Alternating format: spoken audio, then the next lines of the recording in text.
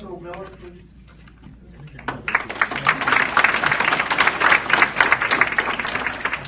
Good evening. My name is Russell Miller. I'm a parent of a former Fullerton Indian, a current Troy Warrior, and a soon-to-be kindergartner. Yes, 10 years apart each one. Thank you so much. Yes, I had that planned out. It's part of my retirement plan. I want you to use your imaginations with me for a moment tonight while I have my 2 or 3 minutes to speak. And I want both groups here to use their imagination with me.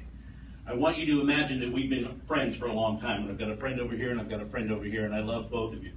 I want you to remember the night we drove down to Mexico and drank too many beers in Rosarito Beach, right?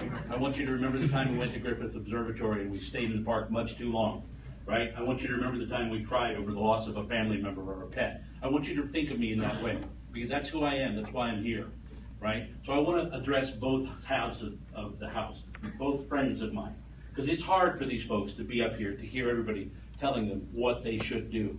Human nature is to push back on that a little bit, right? Because you want to defend your position. What I'm hoping to do is kind of open everybody's hearts a little bit and get people to think on both sides of the question. My good friend and my brother Rob made a comment about, please, friends, step back that one step away from those letters.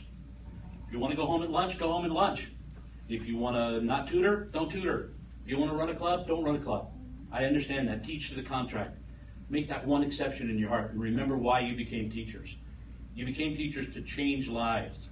Holding those letters might not change the life that you've worked so hard all this time to change.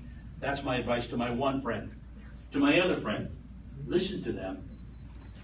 We stood on the streets at Pink Friday and we asked the community to sacrifice, and I watched several groups step up and take pay cuts during 2007, 2008 while the budgets were tight. We were in a deficit. Now we're in a positive zone.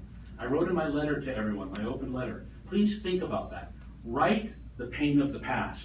Bring us current, and let the negotiation process start from a fresh place where these people feel valued, and they feel valued relative to their peers all around the county, and that you understand how much we admire and respect each one of you for managing our fiscal responsibility for us.